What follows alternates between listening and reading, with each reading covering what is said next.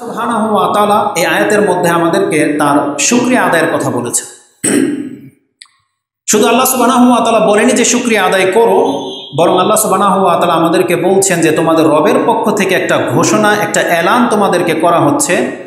Wise তাআযানা রাব্বুকুম line শাকারতুম লাআযীদান্নাকুম, তোমাদের রবের পক্ষ থেকে তোমাদেরকে একটা এলান করা হয়েছে যে যদি তোমরা তার শুকরিয়া আদায় করো তাহলে তোমাদেরকে আরও বাড়িয়ে দেওয়া হবে। তো মানুষ সাধারণত কোনো নেয়ামত প্রাপ্ত হলে, অনুগ্রহ প্রাপ্ত হলে তখন সে শুকরিয়া আদায় করে, কৃতজ্ঞতা জ্ঞাপন করে।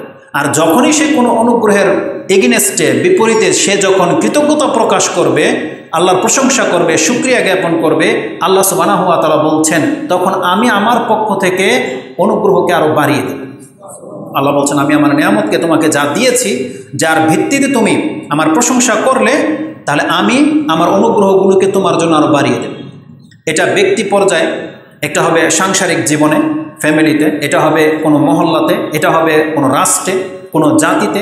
যে কোনো জাতি, যে কোনো রাষ্ট্রের মানুষ যদি এটা করে, যে কোনো অনুগ্রহ প্রাপ্ত হওয়ার পরে সে আল্লাহ সুবহানাহু ওয়া তাআলার প্রশংসা করে, আল্লাহর শুকরিয়া জ্ঞাপন করে, আল্লাহ বলছেন ওই রাষ্ট্রে, ওই জাতিকে আমি আরও বেশি নেয়ামত দিয়ে ভরে দেব। লাযীদান্নাকুম। এমনিতে আল্লাহ সুবহানাহু ওয়া তাআলা আমাদেরকে অসংখ্য অনুগ্রহ করেছে। আমরা আল্লাহ সুবহানাহু ওয়া তাআলার বহু অনুগ্রহের মাঝে বেঁচে আছি। যদিও আমাদের অধিকাংশ মানুষ আমরা এটা বুঝি না যে আল্লাহ সুবহানাহু ওয়া তাআলার অনুগ্রহগুলো কি। অধিকাংশ মানুষ এটা আমরা বুঝি না, যার ফলে আমরা আল্লাহ সুবহানাহু ওয়া তাআলার প্রশংসাও করি না, আল্লাহ সুবহানাহু ওয়া তাআলার শুকরিয়া আদায় করি না। আমাদেরকে আগে জানতে হবে যে আল্লাহ সুবহানাহু ওয়া তাআলা আমাদের উপরে কি ইহসান করেছে, কি অনুগ্রহ করেছে। এটা আপনি আপনার নিজেকে প্রশ্ন করবেন।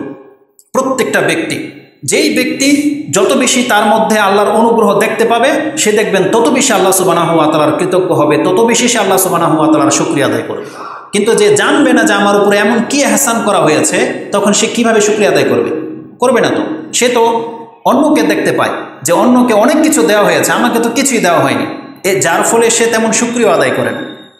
আল্লাহ সুবহানাহু ওয়া তাআলা যে আমাদের উপরে অসংখ্য অনুগ্রহ করে থাকেন বা অনেক নেয়ামতে যে আমাদেরকে ডুবিয়ে রেখেছেন, এটা আমার কথায় আপনার হয়তো বিশ্বাস হবে না, কিন্তু কোরআনের প্রতি তো আপনার বিশ্বাস আছে, তাই না? কোরআনে যেগুলো আল্লাহর কালাম, এই সম্পর্কে তো আপনার বিশ্বাস আছে। যখন আল্লাহ সুবহানাহু ওয়া তাআলা এই কথাটা বলবে, তখন তো আপনার চিন্তা, আপনার মধ্যে একটা চিন্তা চেতনার তৈরি হওয়ার কথা, চিন্তাশীল হওয়ার কথা। সেটা কি? যে আপনার বিবেক লোপ পেয়ে আছে বা লক হয়ে আছে, এই বিবেকটাকে কিভাবে খুলবেন? কোরআনের একটি আয়াতকে কেন্দ্র করে। কোরআনে আল্লাহ সুবহানাহু ওয়া তাআলা দুইটি জায়গায় এই জুমলাটা ব্যবহার করেছেন। একটি আপনি পাবেন সূরা ইব্রাহিমের 34 নম্বর আয়াতে, এবং আরেকটি আয়াত আপনি পাবেন, সেটা হচ্ছে সূরা নাহল 16 নম্বর সূরার 18 নম্বর আয়াতে। আল্লাহ সুবহানাহু ওয়া তাআলা তাতে বলছেন ওয়া ইন তাউদ্দু নি'মাতাল্লাহি লা তুহসুহা, যদি তুমি আল্লাহ সুবহানাহু ওয়া তাআলার নেয়ামতকে গণনা করো তাহলে গণে তুমি শেষ করতে পারবে না।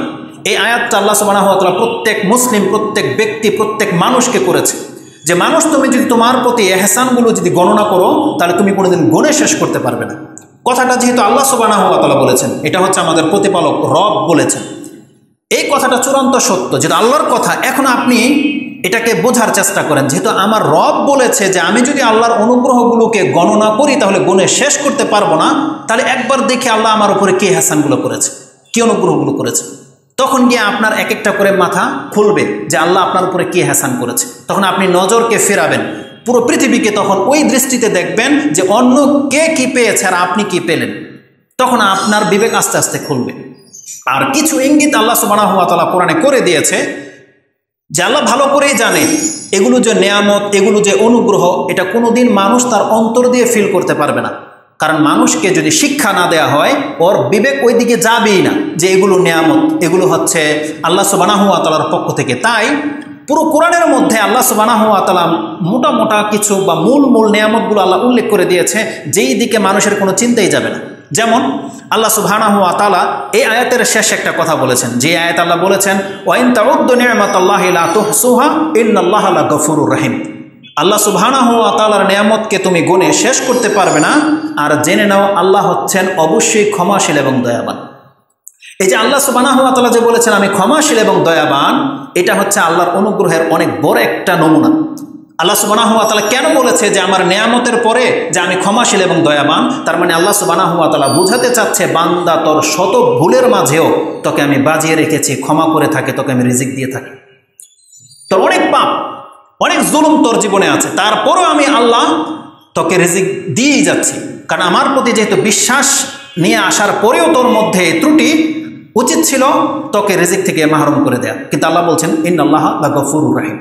কেন এই আয়াতের মধ্যে এই যে ক্ষমা করা, দয়া করা, এটা যে আল্লাহর অনুগ্রহের অন্তর্ভুক্ত, কেন এটা আমি বললাম? কারণ এর ব্যাখ্যাটা আপনি পাবেন সূরা ইব্রাহিমের ওই 34 নম্বর আয়াতে। আল্লাহ যে আমাদের উপরে কত কি অনুগ্রহ করেছে সেটা ওই আয়াতগুলোতে কয়েকটা কথা আছে। যেমন আল্লাহ সুবহানাহু ওয়া তাআলা সূরা ইব্রাহিমের 33-32 থেকে নিয়ে আপনি যদি পড়েন তাহলে দেখতে পাবেন যে আল্লাহ বলেছেন, আল্লাহুল্লাযী খালাকাস সামাওয়াতি ওয়াল আরদ ওয়া আনজালা মিনাস সামাই মাআন ফাআখরাজা বিহি মিনাস সামারাতি রিজকাল লাকুম ওয়া সাখখারা লাকুমুল ফুলকা লিতাজরি ফিল বাহরি বিআমরিহি ওয়া সাখখারা লাকুমুল আনহার وسخر لكم الشمس والقمر دائبين وسخر لكم الليل والنهار وآتاكم من كل ما سألتموه وإن تعدوا نعمة الله لا تحصوها إن الإنسان لظلوم كفار। এটা হচ্ছে বলার অর্থ। আল্লাহ বলছেন যে আমি আকাশ এবং জমিনকে সৃষ্টি করেছি, আকাশ থেকে আমি পানি বর্ষণ করি যাতে করে তোমাদের জন্য রিজিক বের হয়ে আসে। আমি তোমাদের জন্য পানিকে, সমুদ্রকে এমন করে দিয়েছি যাতে নৌকা, জলযান চলতে পারে আর তোমরা ওগুলোর মধ্যে আরোহণ করতে পারো এবং ভারী ভারী কিছু তা দিয়ে